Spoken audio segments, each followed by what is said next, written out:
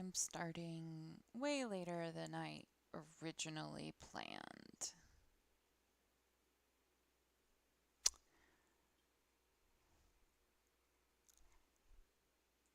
Guess that sucks for everyone involved.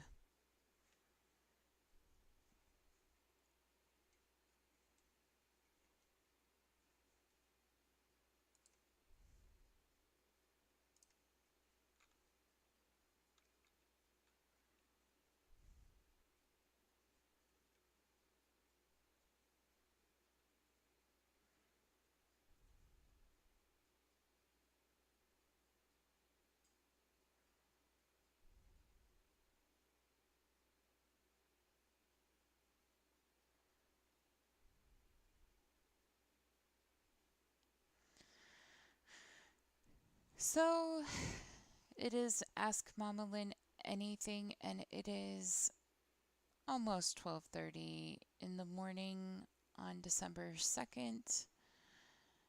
I am in the middle of kind of working out some stuff, trying to prepare some paperwork for a potential job. And time got away from me. I meant to log in much earlier, and I obviously failed at that. So I guess you could say I am looking to make up for that right now.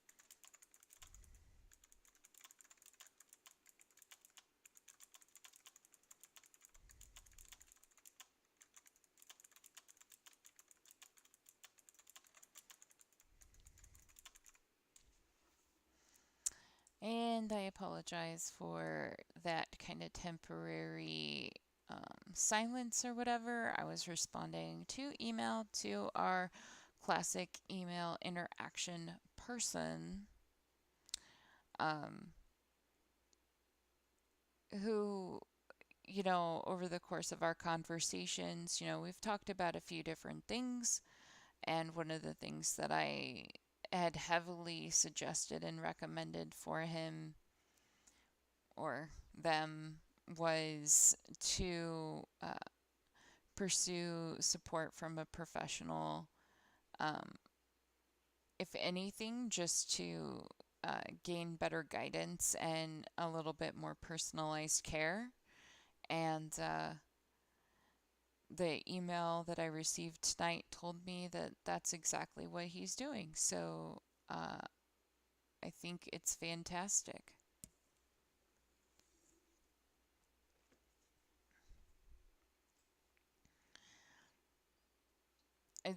There's always like this stigma surrounding obtaining professional help, whether it be through medication or through talk therapy. And I think that that stigma ends up making it so that people avoid getting help when they could really use the help. I think that stigma comes with this assumption that if you admit to any sort of thing that is a little bit uh, off kilter, that you'll immediately be effectively incarcerated in a psych ward or something like that. And the reality of it is that um, that's not exactly the most common experience. And while I do know people who have been put on psych holds, and I have uh, had my own trip to the ER for mental health crisis. I I've never known anyone who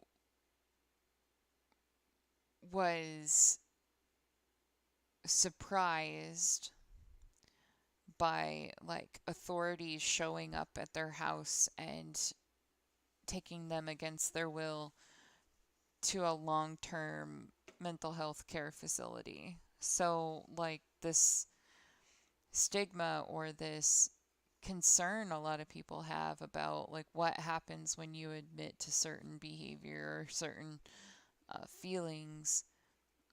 I think it's really unfortunate the way that people think that the mental health community will respond to those types of things.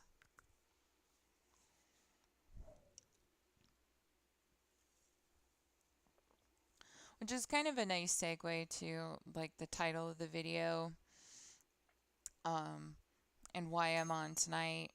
Uh, I I forget how much I'd really talked about it, but um, I know I went through at least a bit of the details in regards to my experience with like the lead in to the COVID stuff, and how that interacted with my mental health and my sense of reality and everything like that. um, I certainly went through a period of time where um, I had a distinct feeling of like impending doom that was so severe towards the end of last year. And I remember thinking it was just me, or, it was just like me losing my grasp of control. And I started asking for help from my medical care providers and stuff because I certainly didn't want to have like this experience of like a downward spiral or something. Um,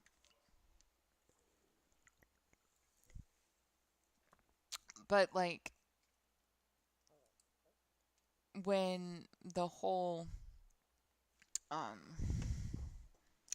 when COVID actually bloomed and we all became aware that it existed, um, it certainly then was like,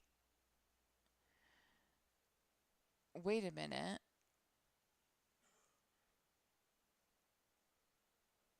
um,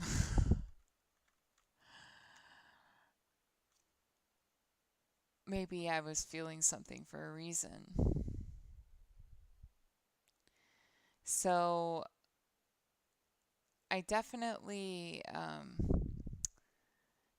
had some struggles and stuff trying to like kind of incorporate that feeling into like the reality of things and what I was ultimately experiencing. And I'm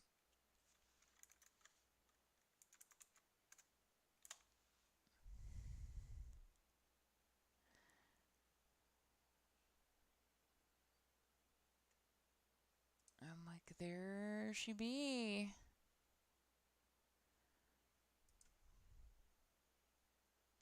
Sorry, I'm kind of like doing two things at once, and one of the things is I'm trying to find my resume. Um, because I need to update my resume for this lady. Anyway,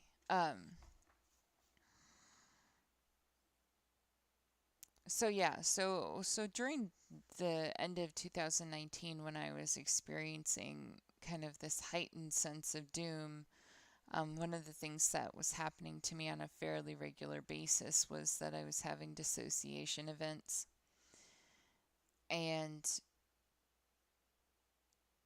I finally seemed to get some better control over that um, over the last couple of months. Like actually like once COVID really hit and we understood what was going on, it was like certain things just kind of fell into place and it made sense and I kind of was able to refocus some of that energy and um and it really took away like that need to hide that comes with like the dissociation, that need to detach. So it's been going pretty well. But today, for some reason, I'm not sure why, I'm not sure what inspired it. I started experiencing a sense of derealization again. And it's such a weird thing to experience when you're conscious of it because you can feel it like tickling at the edge of your perception. Like you're going through life, you're doing your thing, you're doing the moves, you're recognizing that you're functioning in this way that looks normal, seems normal, and nobody else is experiencing um, like a break from reality in the same way that you are. But at the same time, you have this sense of like a dream state where it's not real or um, like certain things could happen and you would believe that you had been asleep the entire time and it would be a shock essentially to find out that you were conscious the entire time.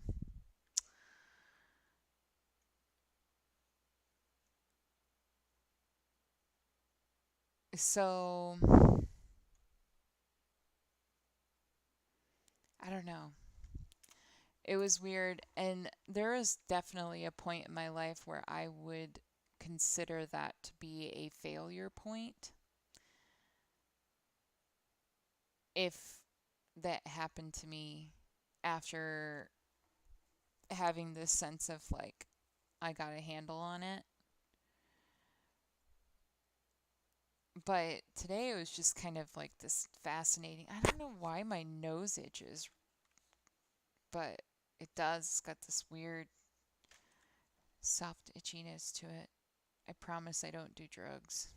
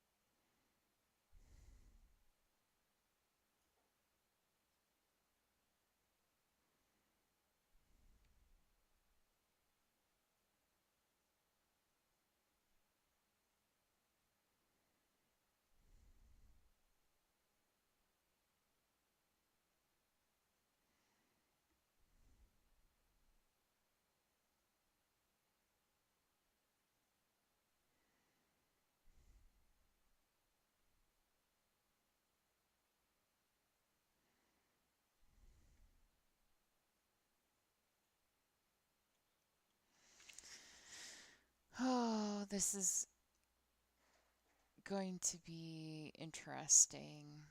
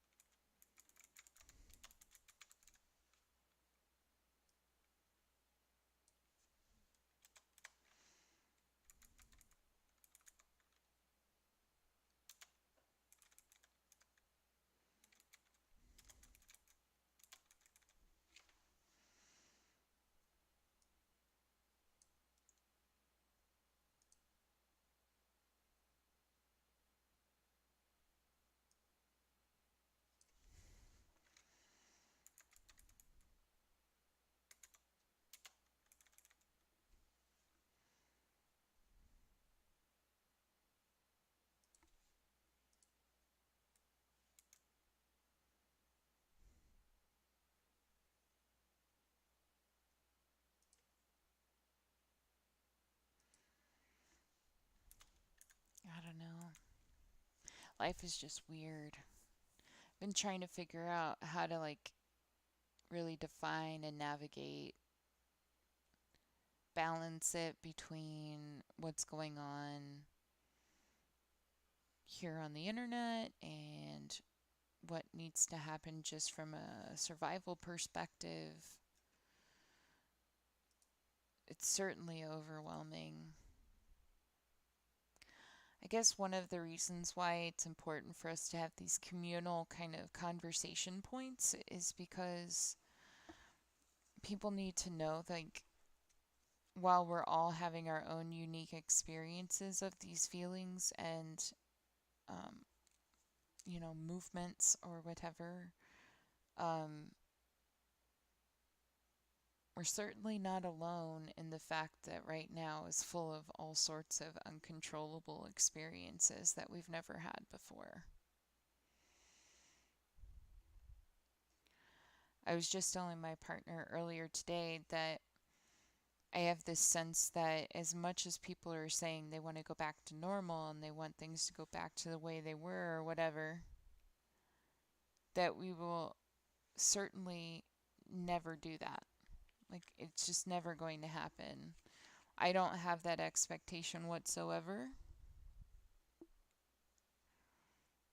If anything, I feel like the idea of going back to an office and doing, you know, normal everyday job stuff and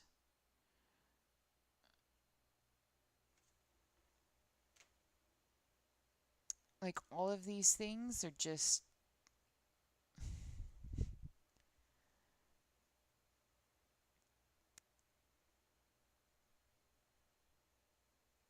I don't know.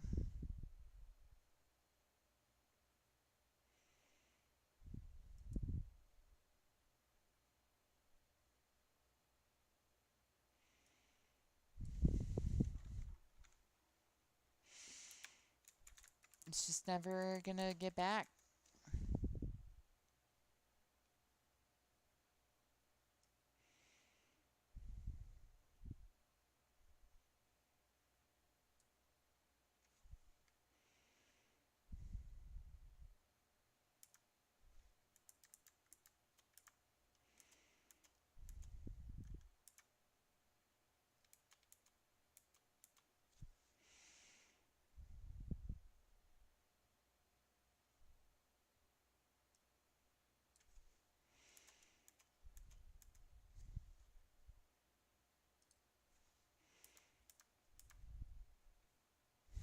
Look who it is.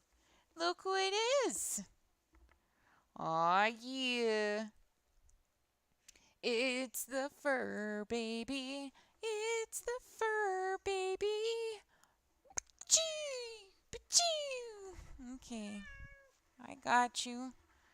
I stop. I won't be like him. I promise. I just give you hugs. I just be nice. I'm just being nice now, see? I just be nice.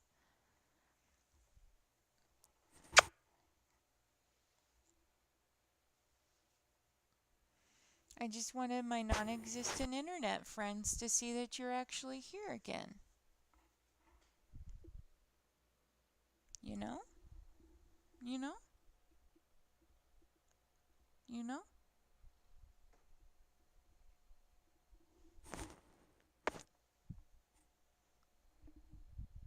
You gonna say hi?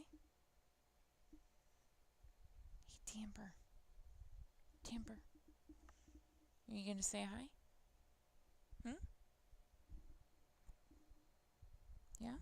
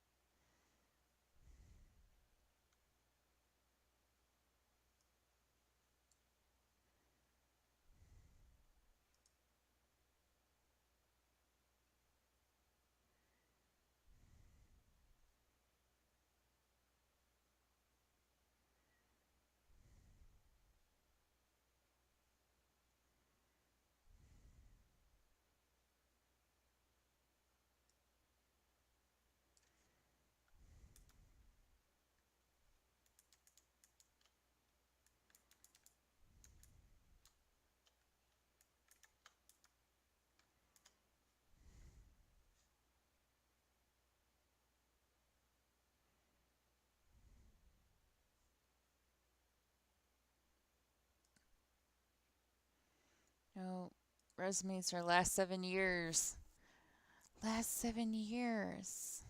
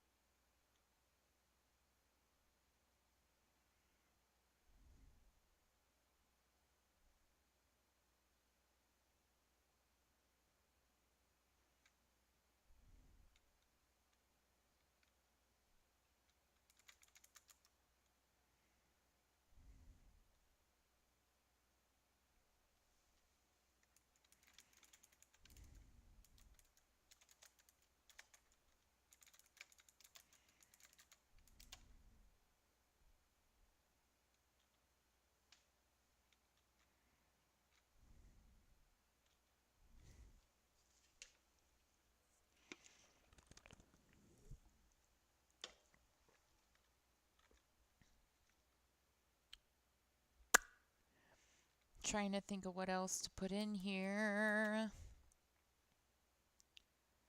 Ah! Nope. Did you show up one time and it was an empty chair? Was that like Thanksgiving?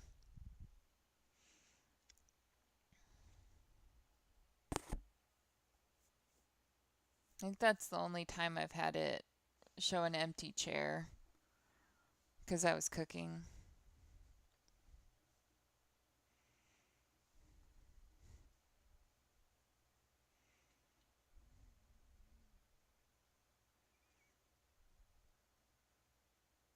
Um,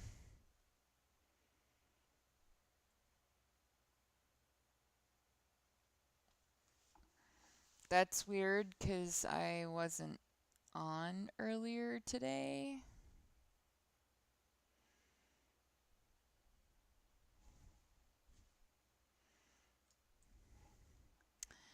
Now that makes me curious. It makes me think I gotta go and see what length of time my last stream was.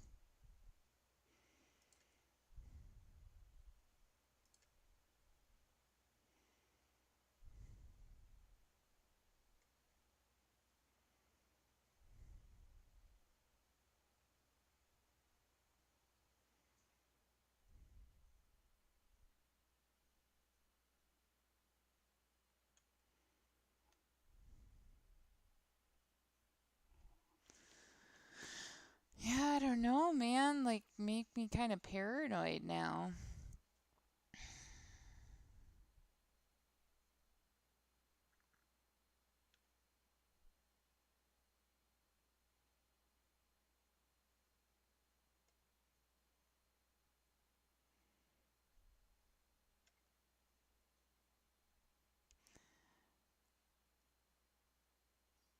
Wait.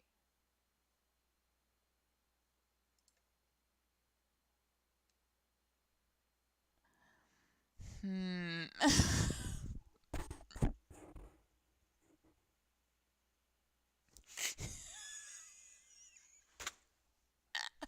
I literally, I apparently didn't, wow. So that's gonna be like the only stream that I remove.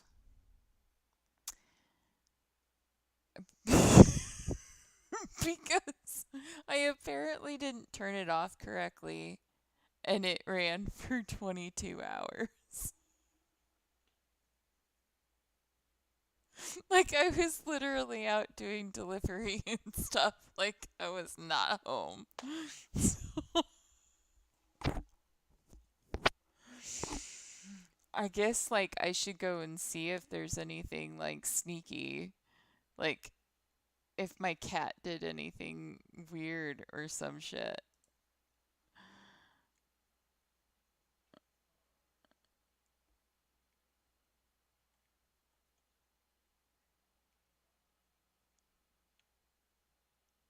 Like it's literally so long that it's still rendering.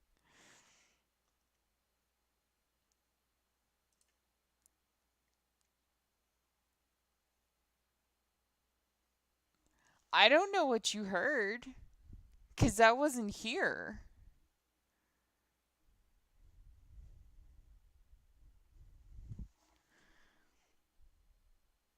I mean, I went to bed, but like the gain on the microphone doesn't pick up most of the stuff from across the room, so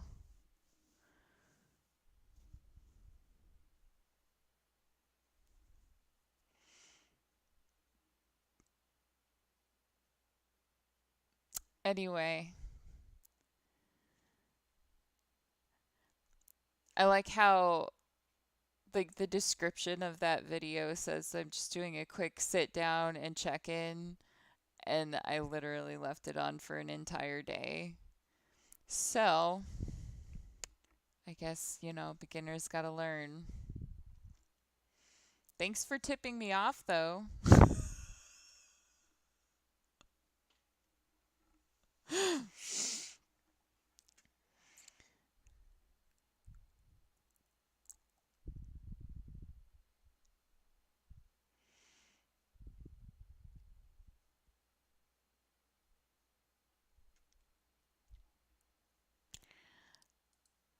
I'm like, I think that's so funny. Like, I'm not even blushing. Like, I'm not even embarrassed about it. I just think it's funny.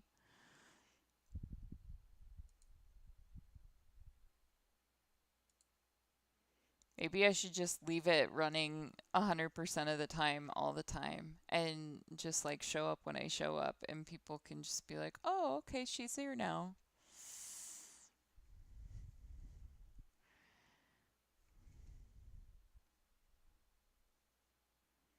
Of course, like the beginning of that stream or whatever, I was trying to play this game, and the game wouldn't show up on the screen, and like I just felt like a dumbass in that respect.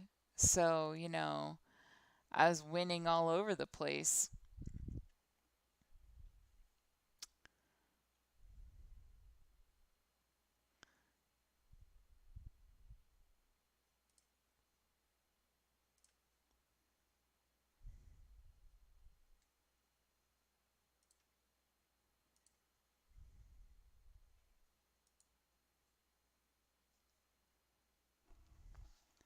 So how you be?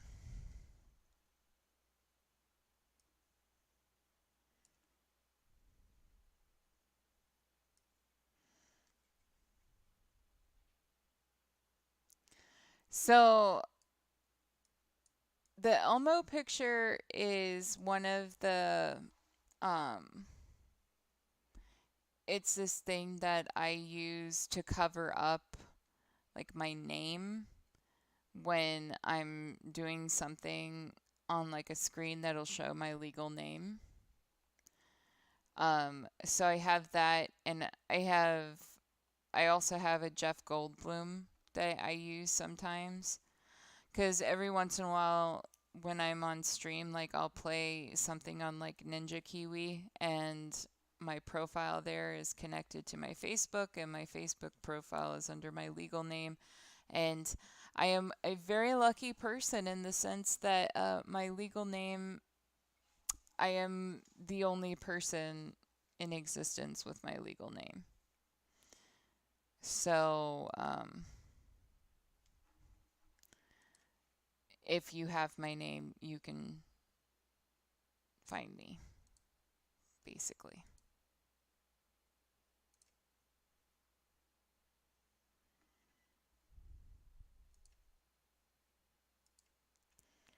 I still haven't figured out why it won't show this particular game or whatever. But yeah, I'm kind of tired myself. Like, I feel you there. I feel like today is kind of wonky.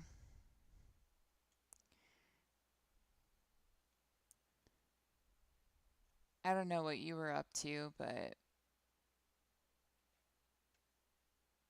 I certainly know what I was up to.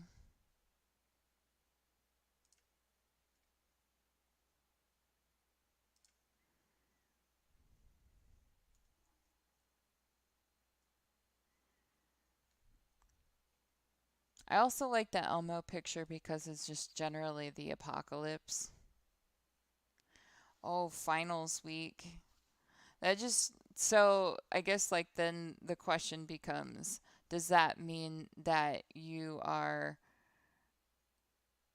a youngin, or does that mean that you just happen to be a student?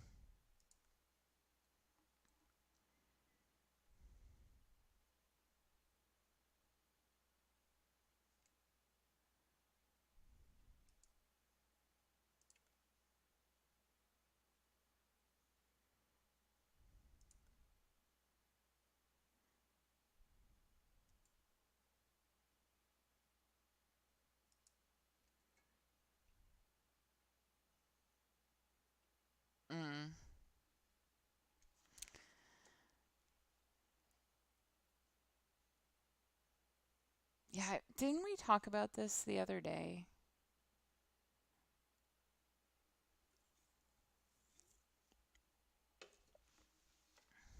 The law student stuff. I'm sorry. Sometimes my memory is a little bit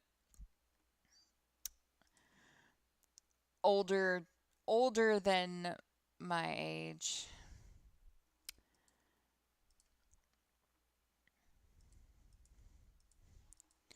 Well, I mean, I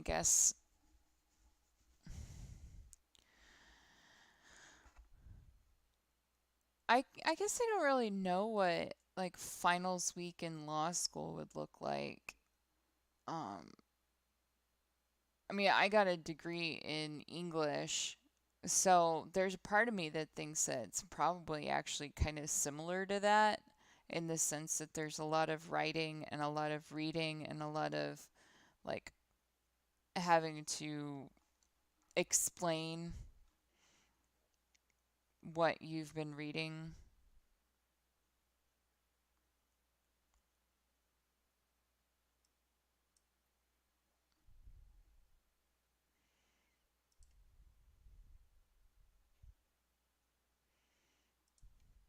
Nope, nope, that's not what I was trying to click. Dang it.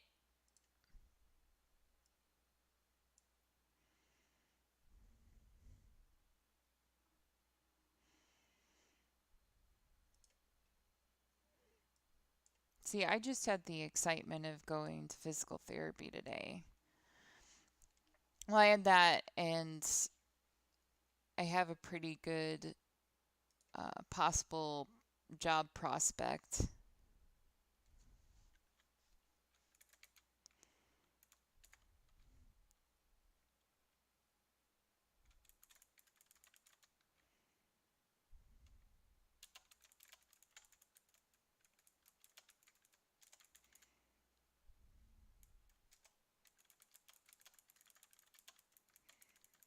which reminded me like I need to finish putting this together so I can send it off to this lady because I owe it to her.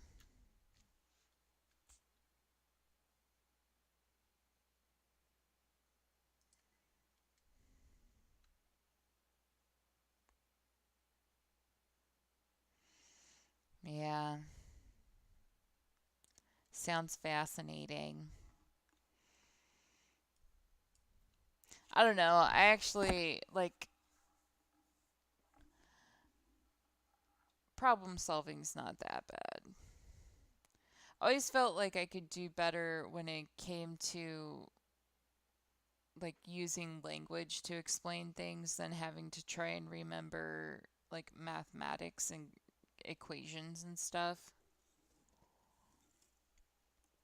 I think what would hang me up is uh like I would expect that there's probably a fair amount of needing to know the actual official names of statutes or whatever, and that would totally get me.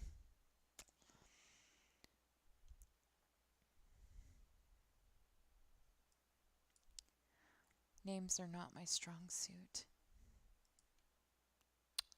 Failure.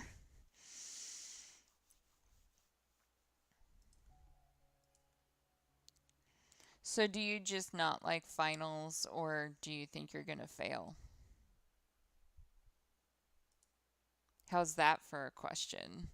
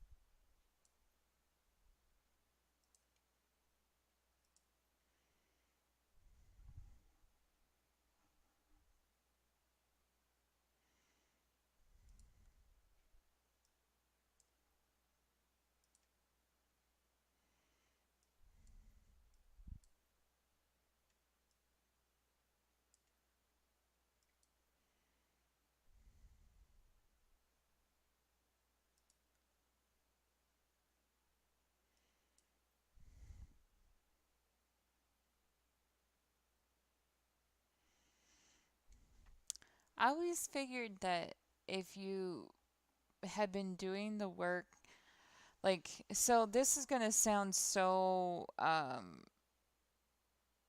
snooty or, you know, I don't know, teacher leaning or whatever, but I always felt like if you were properly paying attention in class and doing the work like you should be, or most of the time, like cramming really isn't a thing. And I I think that like one of the things that I had to kind of remind myself is that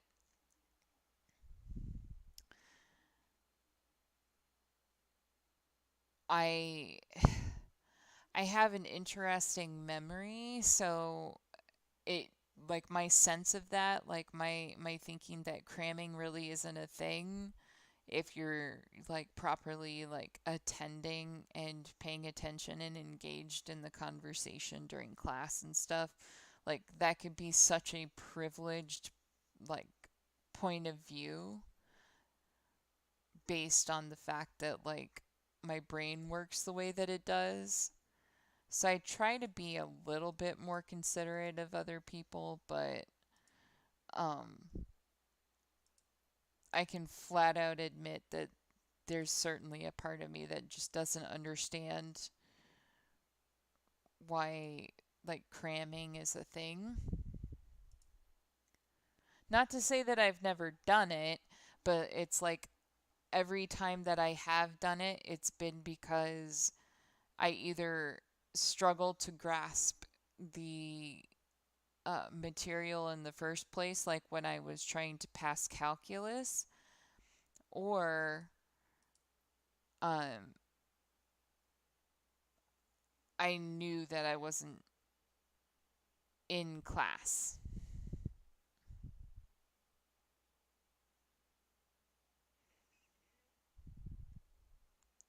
See, like, I don't think I ever actively worried too much about review either. Like, I mean, I would like read my notes and stuff, and of course, it's probably a little bit different with law school just because of the complexity of the topic. But, and that's also one of the things that's very, um, I don't know, privileged or what have you about getting a literature degree is that it's very unlikely that you're gonna have like a sit down multiple choice type question. Like you're not gonna have those types of tests. You're usually being assigned like a massive paper or like a comparative analysis kind of thing. So like it's equivalent to having an open book, open note test for your final every time. But, you know, even with that, even like if you walk into an open book, open note test, every like I've known plenty of people who think, "Oh, it's open book, open note, I'll be fine," and they don't study and they don't pay attention a lot, right? But the thing is one of the reasons why they do that is because they know that the density of the topic is so profound that the likelihood that you'll retain it all is very slim. So, like, you still have to study because it's the studying that provides the guide as to where you look for stuff while you're trying to use it in the open book, open note, right? So, I don't know. I still think it probably falls under the category of um, I I have a more privileged view of how it's supposed to work than most people get to benefit from.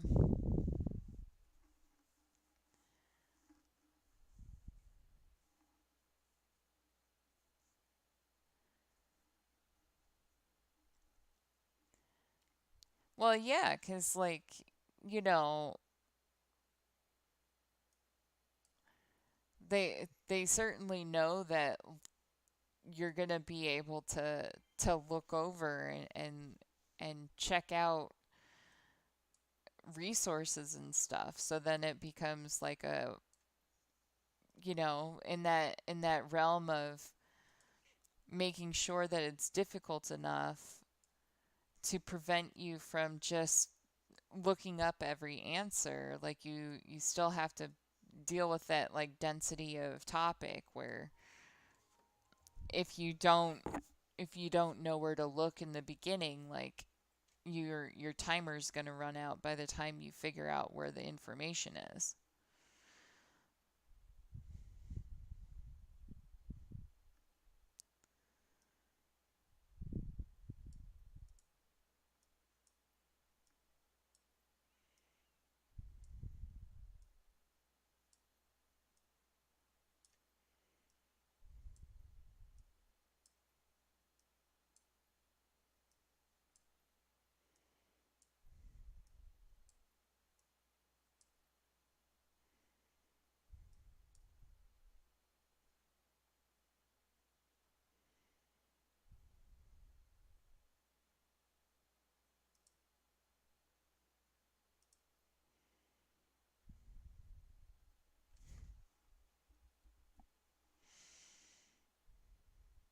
Every time I think about going back to school,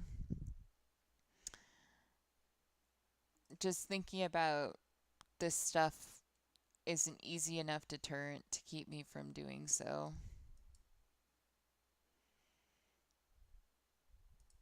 Like the dude that uh, I've been talking to through email for the channel, um, you know, like you weren't here for the conversation that we were having, but like he was telling me that I should be paid for doing what I'm doing here, and um, he happened to be the first donor, um, and when we were talking about like what it would take for me to be in the position where I could actively charge or benefit from like insurance premiums being paid so you could like see me under your insurance plan. I'm like, I would have to go back to school and do all this licensing stuff, and I'm like, it's so unattractive to me to jump all those hoops.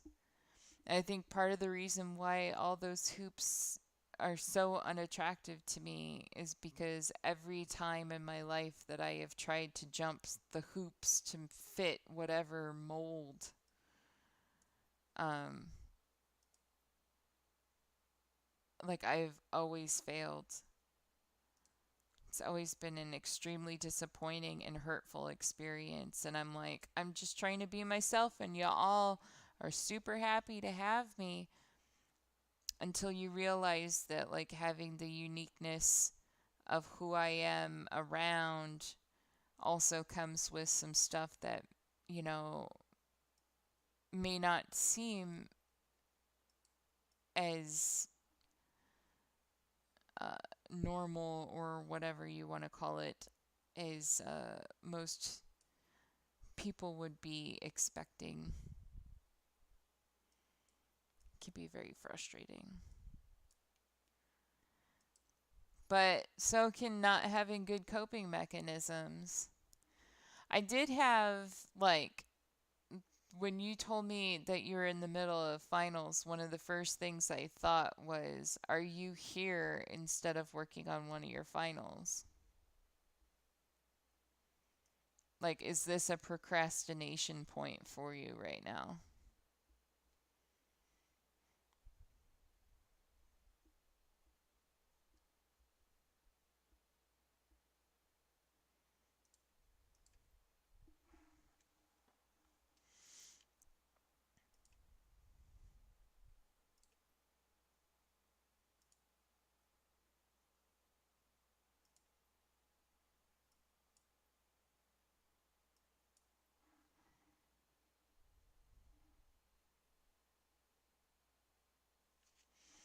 What kind of brick wall is it?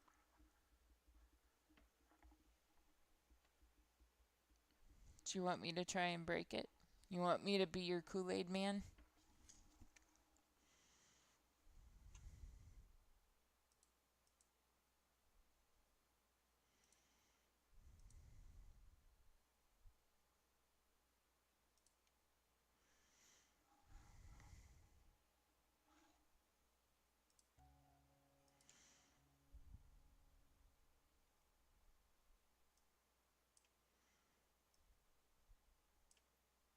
Does it make you feel weird at all that, like, I called you out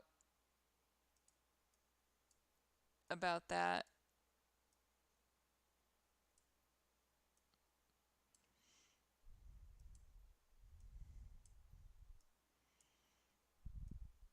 The other day, I guessed what numbers a person was thinking and kind of freaked them out a little bit. So,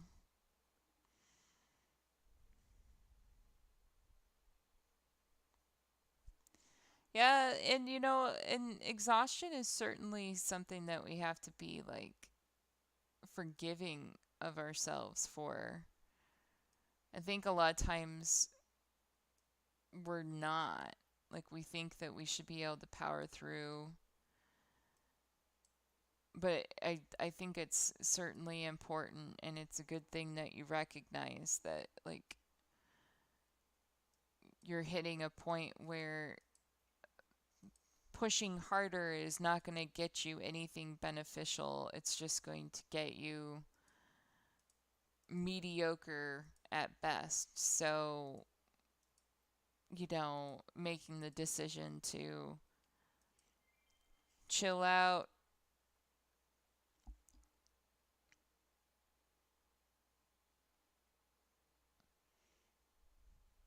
Yeah, I guess.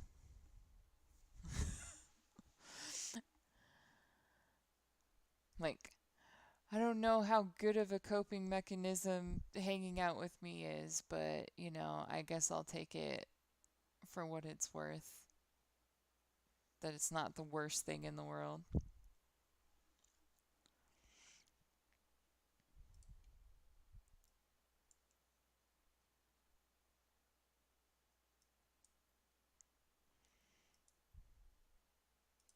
Watching me misclick on a nonogram.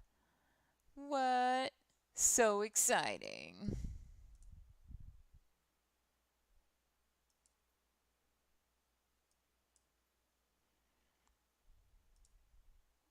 See, this is how I de-stress my brain. So, um, I guess that's an example for you. Is like I find stuff like this and allow it to kind of like it's still engaging, but it's like brings out a different part of my head, I guess. I don't know. Today was weird because it was mostly a physical day, and then towards the end of the day, like I had some moments where I was kind of detaching from reality a little bit, and I don't know. I keep getting stuck in this sense that like with COVID and everything, that it's so much more like watching a television show. Like we're just living in a constant television show and having to remind myself that it's not a television show. Like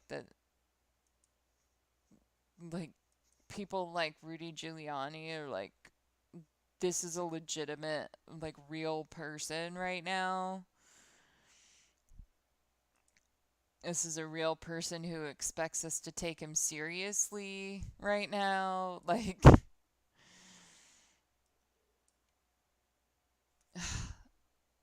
I already knew the answer to those boxes in the corner. Dude, like, what I would give to find the wall, you know? Dude, so like I was talking about this a little bit the other day, but when I watched that press conference in real time, and I watched it with David Packman. So like I kind of choose between a variety of different people who do live commentary, and it tends to be David Packman when I watch those particular things because certain other outlets I think just talk a little bit too much. Um, and I like he was talking about like he thought he was bleeding, and I thought that he sounded like he was about to have like a cardiac event. So we were all like talking about how are we about to like witness this dude have like fucking stroke on national television? Like I just it's just bonkers. And then the Sidney Powell lady gets up there and it's like she's just a National Enquirer front page in a person. And I'll admit, like, I have a friend where what we do is we watch like conspiracy theory shows and and we just like enjoy them for the fluff that they are, and we just kind of like get a kick out of like what people are coming up with. The idea that there's this woman who theoretically is more educated than me, who would be, trusted with more national security secrets than me, at least at the time that she was speaking there. I was just baffled. Just absolutely baffled. But if he had keeled over right then and there, it might have been one of the most sympathetic things to have happen to the campaign through the entirety of the campaign thus far.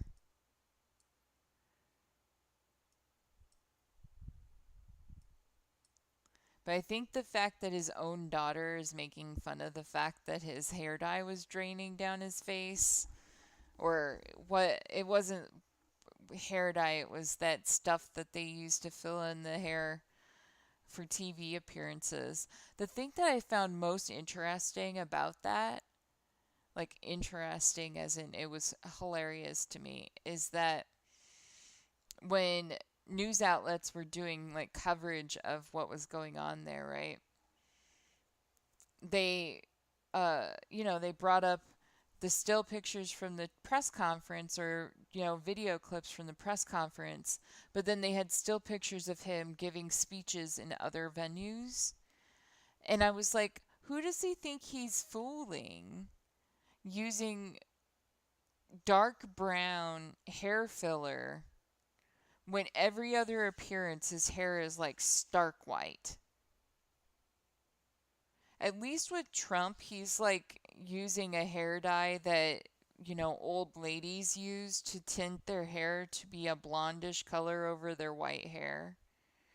And now that he's kind of like let that part go and his hair has gone white and they just kind of left it there, um, it's not that stark of a difference. But like no one's gonna notice that your hair went from white to dark brown.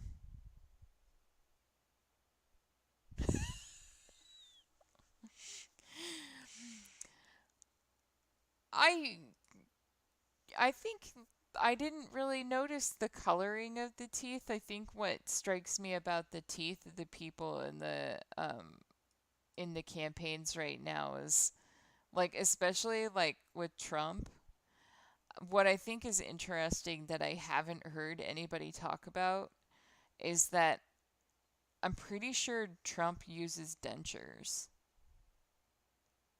because like the teeth that he has, I don't think that those are veneers. They look very much like dentures with the way that they're sitting in his mouth. So I think I would pay money to see what he looks like without his teeth in. Not a whole lot of money, but just a little bit. Well, right. And it's not like I'm not saying that, it's a bad thing to use dentures. I definitely think that, the majority of people, especially, you know, dudes who eat fast food for a living, um, at the age of 70, whatever, are likely, they've likely gotten to the point where, especially when they're concerned about their appearance, they've made that decision because it's better than rotting old man teeth. But, like Biden would be like, whatever, like I'm an old dude. I have my teeth taken care of. And it would just be like this respectful, like, well, so did my grandpa, like whatever.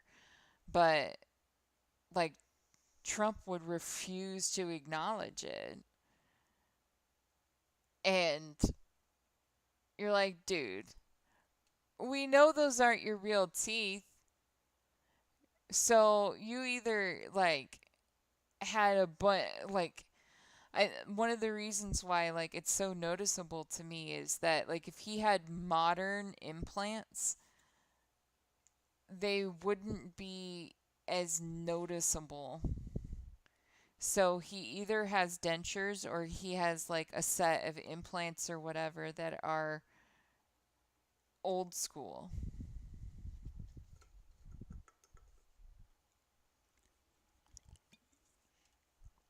But I did listen to like a conversation the other day where people were talking about um why certain style choices are being made by people like Trump. And they're talking about how his perception of beauty is in a certain realm. And like the one person in the conversation was saying like, but he clearly doesn't care about his appearance because he wears ill-fitting clothes and you know this and this. And the other person countered by saying, actually, you have to reframe it because it's not so much whether or not we think it looks good, it's about whether he thinks it looks good. And in his mind, having blonde hair and tan skin and designer clothes and that look a little bit baggy so it's going to make you look thin and you know these things are what make you look attractive. So like in the same sense, like having blindingly white teeth would fall into that category. So it's more important that he have straight and blindingly white teeth than having realistic looking teeth. And like there's a disconnect between those pieces of information. So the idea that actually having these unnatural looking teeth is actually more distracting than for him to have had just like normal old man teeth. At least it is for me. I feel like I can't not notice it when he starts talking with his mouth wide open.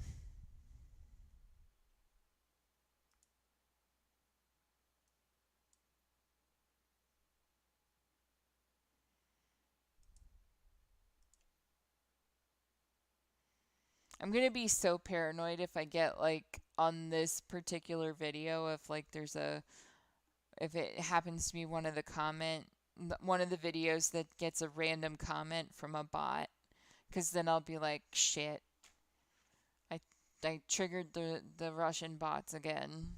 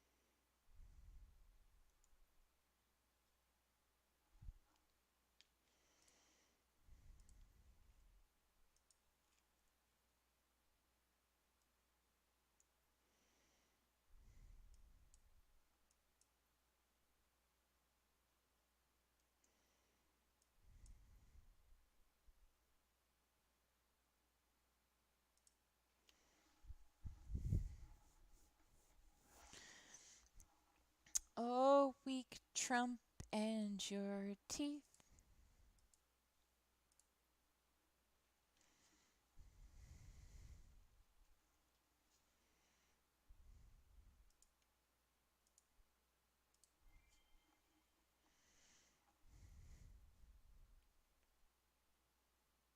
Like, speaking of weakness and everybody going off about Biden and his hairline fractured foot.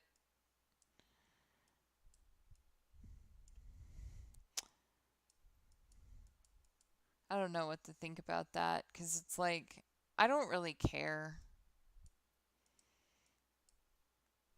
The fact that, like, it's something that people feel needs to be discussed at length to any, particular extent. Like, I'm just kind of like,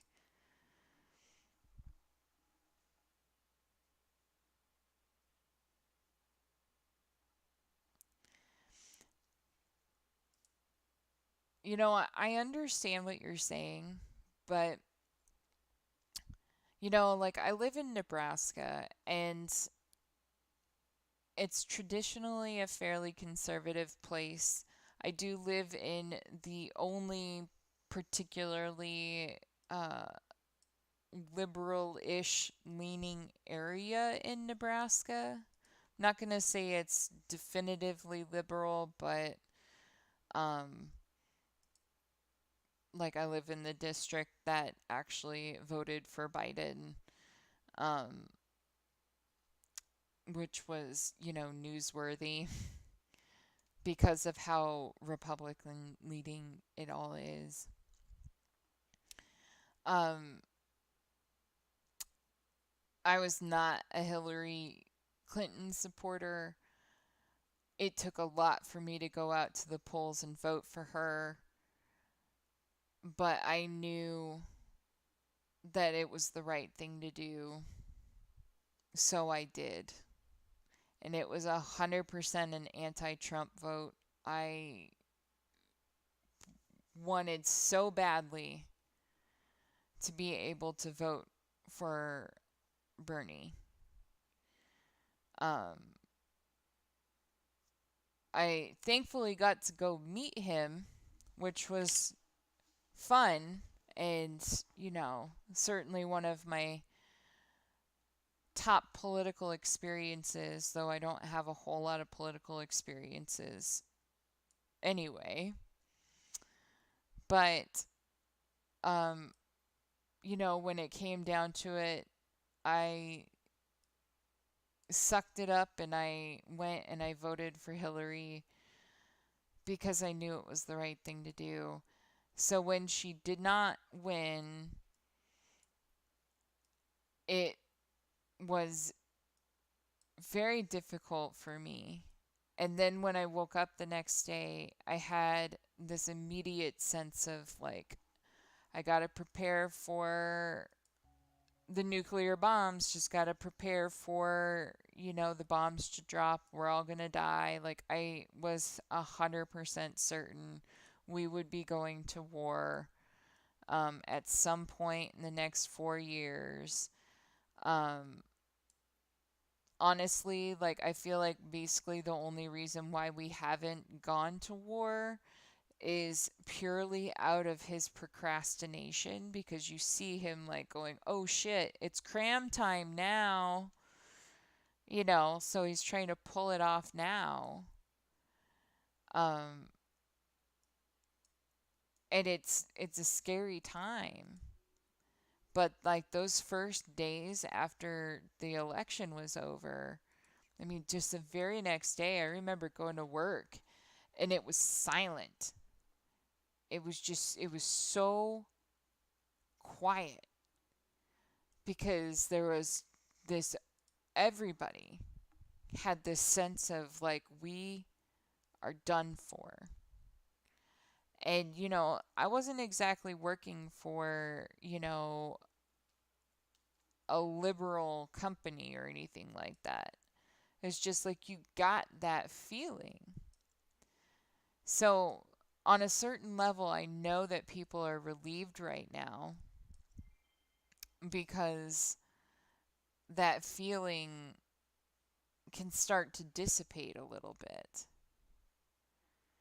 But I think that like the reason why I talk about it is that as much as I've wanted to kind of really buy into like the joke or to laugh about a lot of stuff, at the end of the day, I have had a very hard time doing anything of the sort because I continuously would come back to this idea that, you know, this is the kind of guy that if we make fun of him too much, like he might just be like, you know what? Well, screw you guys. Boom. And, all over like the one off chance that we made too much fun of his hair or something.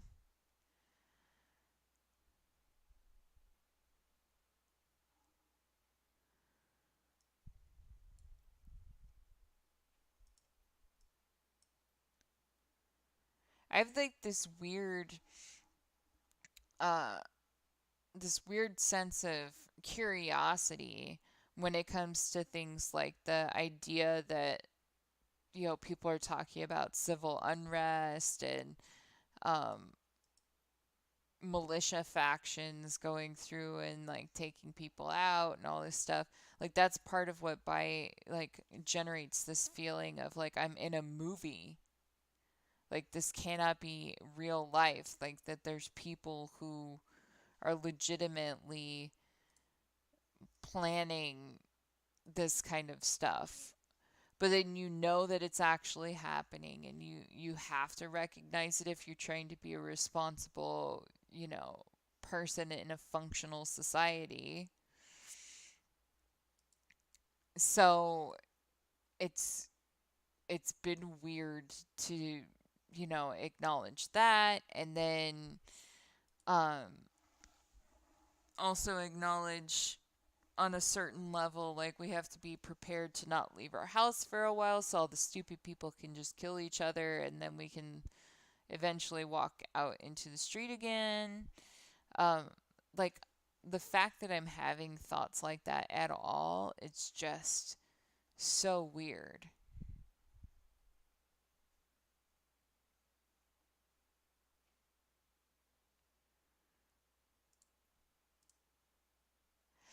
And I think it's interesting that you say that because I think that um like I have a theory.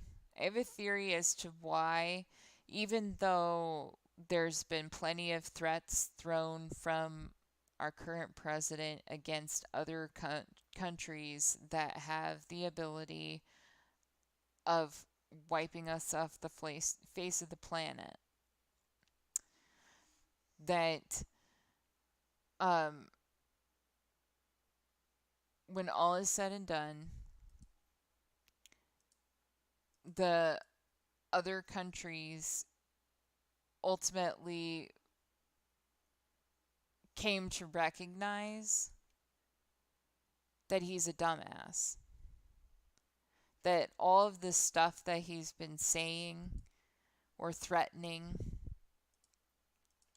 has been the hugest amount of hot air, and even the most inhumane of leaders or the most dictatorship level uh, militaristic governments looking at this has said that it makes no sense to bomb an entire country full of people who are outright like saying this is not what we want, or like a good chunk of us are saying that, who are effectively restricted to being led by this dumbass. So I think that the fact that it's such an open, acknowledged reality has saved us. Because if he was convincing at all as somebody who could have potentially taken over the planet, I think we'd all be dead.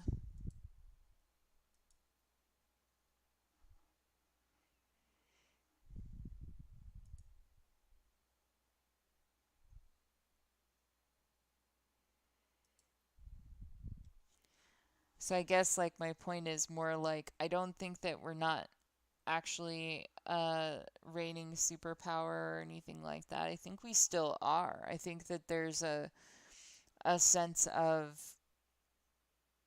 recognition that even those at the top of the pile have their vulnerabilities.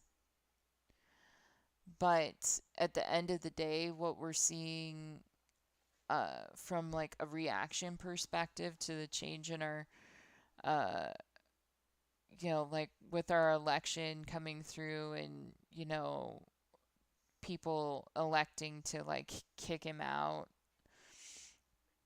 ultimately what that is saying is we don't agree with this stance and we don't want this. And then like you see the reactions of other countries and they're practically salivating over the idea of getting us back into some of the positions that we were in. And that could be just because of the money, but I think that even like you have to be kind of smart about that too. And anybody who has half a brain watching the way that we're devolving because of COVID and because of the way that things are being managed knows that there's not exactly like just trillions of dollars for us to throw around once we're back in the WHO right now.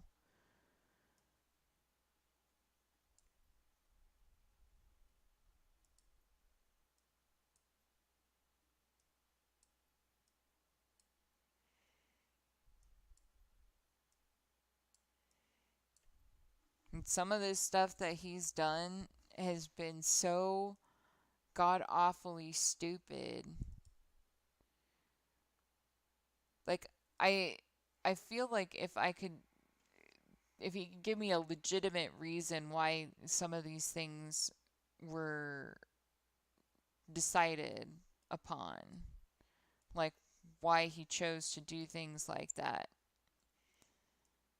I would feel differently, but it just seems like he just got mad.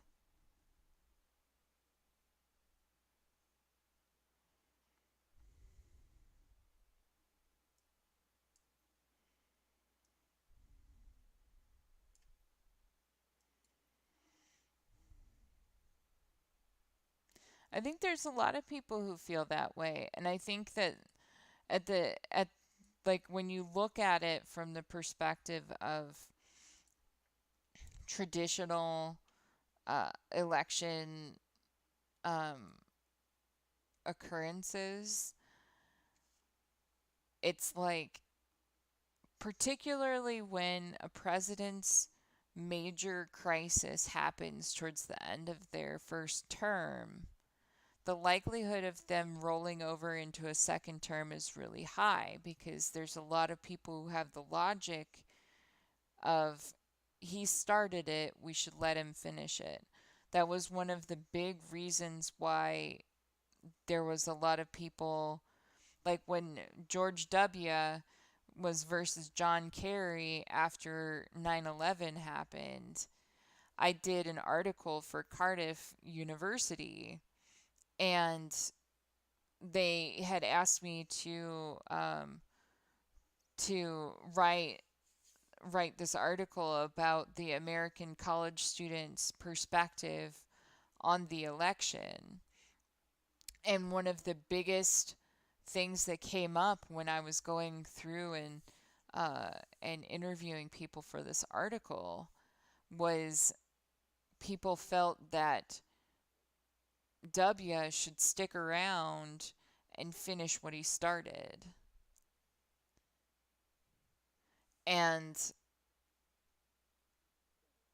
I think that that's a pretty strong trend in presidential history where if you start a fight, people generally are going to want you to finish your fight. Um, but at the same time, he had already been I mean, he was impeached for reasons unrelated to COVID. So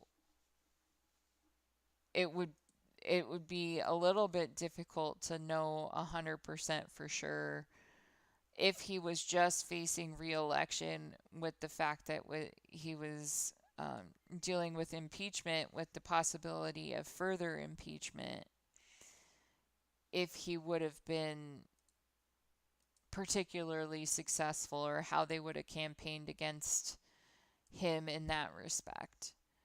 They just kind of conveniently had his failure in the COVID response to fixate on.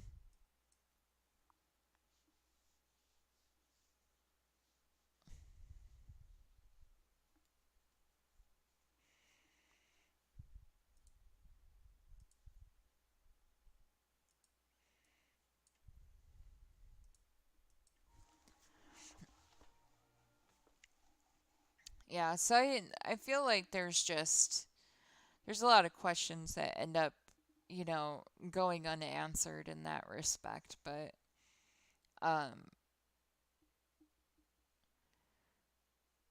I do think it would have been interesting to see how the, presidential race would have changed if we didn't have like the COVID situation happen, because I think one of the biggest reasons why Biden ended up being, the front runner was because of a strategic decision to place somebody who had that feeling of normalcy and, homegrown whatever to them in that spot. So even though he didn't have, front runner feels the entire time that they were doing the debates, at the end they decided to stick him in there because when you're trying to contrast against this guy that is just so monumentally offensive in so many ways,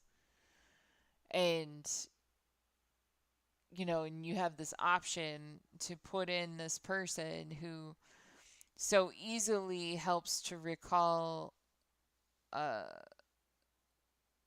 this feeling of, remember back when everything was fun and jovial under Obama. Like it's so easy to just make that reference back with Biden. I can't believe I was gonna say that. It's like fucking Biden. Um, but you know what I mean. Like it's such an easy reference that like you got to cash in on it, and then of course they're setting up the next wave already, because he's not gonna be doing a two-term thing.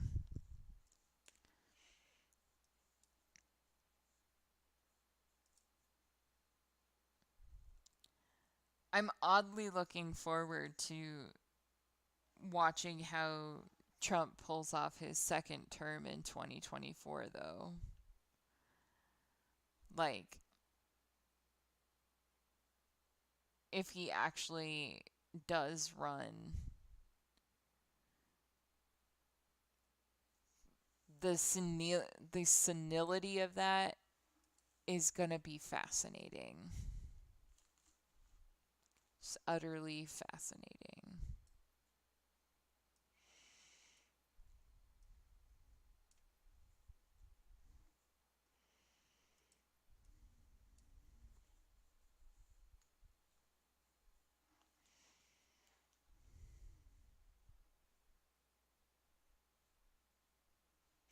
I have a feeling he's not gonna survive till then, to be honest. But um, I think he'll be arguing for it until he kicks it.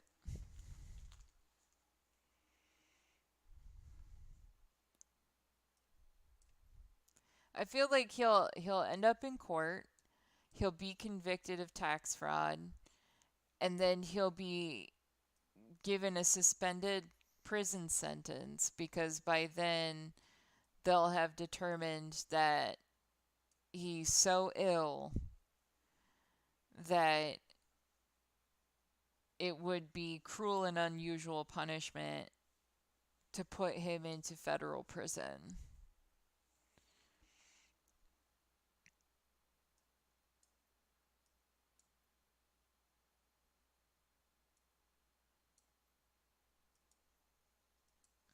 But I think it would be glorious if they said, well, we're not going to put you in prison. You do have to liquidate your assets and recoup as many of these debts as possible, meaning that you have to move into like a 1 bedroom apartment in some podunk building and experience what it means to be, a poor US citizen navigating the Medicare system for the first time in your whole life.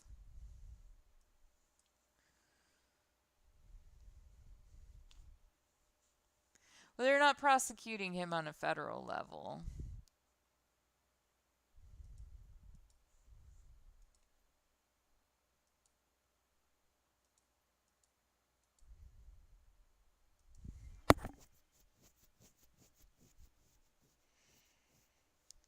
Last I heard, it's still up in the air regarding the state cases in New York, but I guess we'll see.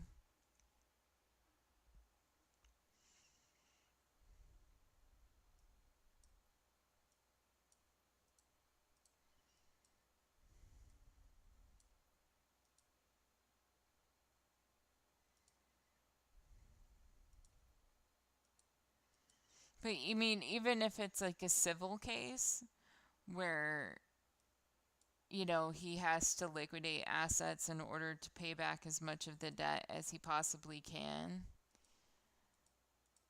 Like, that would fulfill the desire I have to watch him have to fall into normalcy.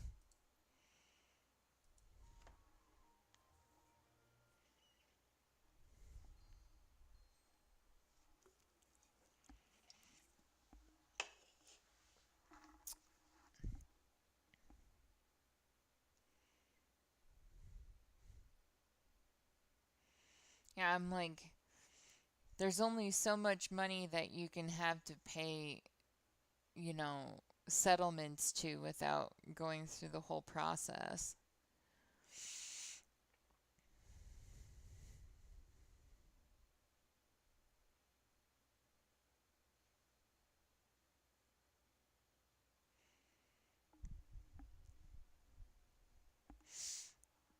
I'm sure this is exactly what you want to talk about right now, too. Oh, I'm taking a break from working on my finals for my law school classes. So let's talk about litigation.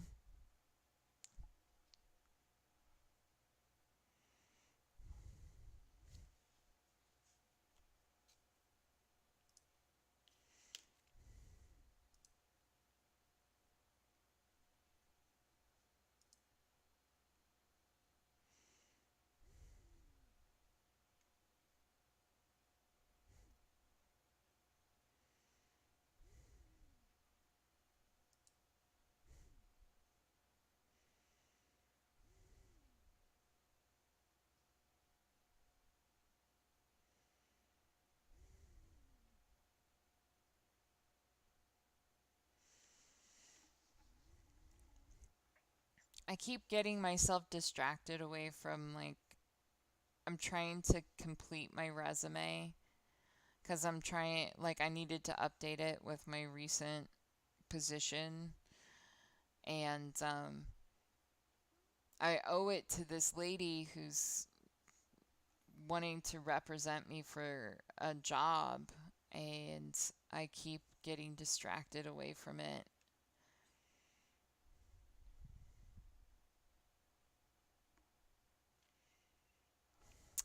Because I am so productive, just like you.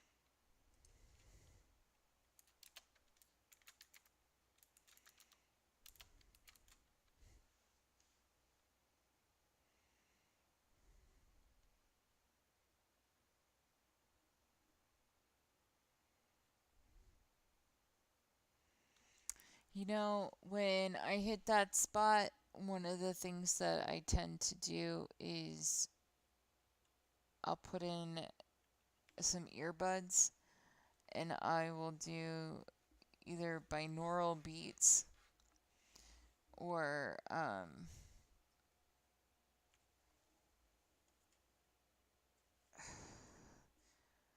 I guess I haven't really done guided meditation in a long time, but binaural beats is something I always found really fascinating. I find it really relaxing, but I guess you may not.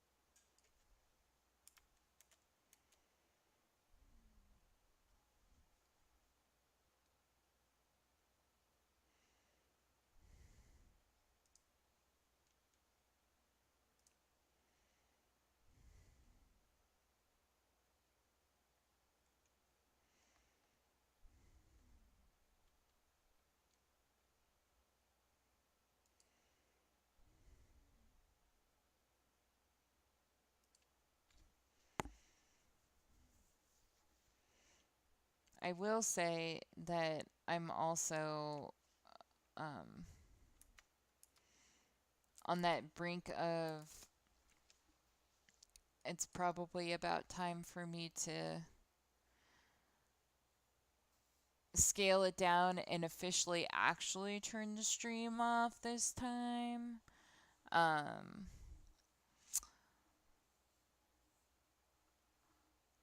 you should definitely join the Discord channel.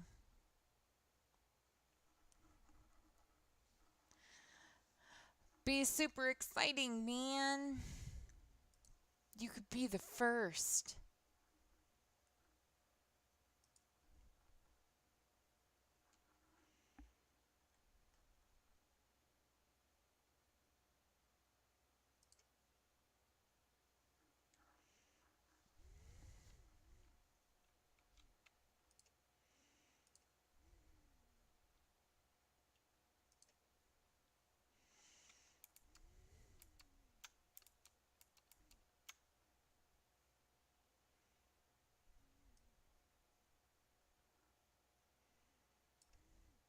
It is something I think is kind of funny because the other day, um, one of the dudes that shows up uh, fairly often, shows up pretty regularly, he was like, you should start a Discord channel. And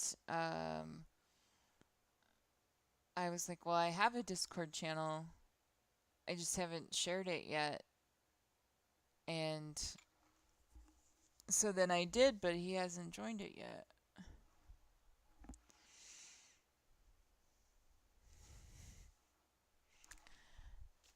I got to think of some good topics. But I appreciate you showing up and for letting me know about my 22 hours streaming of my household. Maybe I'll find some secrets, like my partner dancing around in the living room or something. Um, so I'll have to screen through it before I delete everything. But I hope you get some good rest. Try to be meditative about it.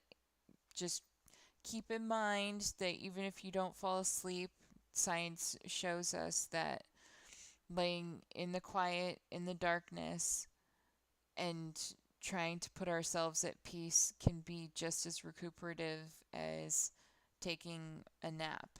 So, um, rest is still rest.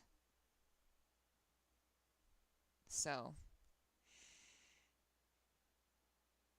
you'll be alright. And good luck with the rest of your finals. And I'll talk to you later.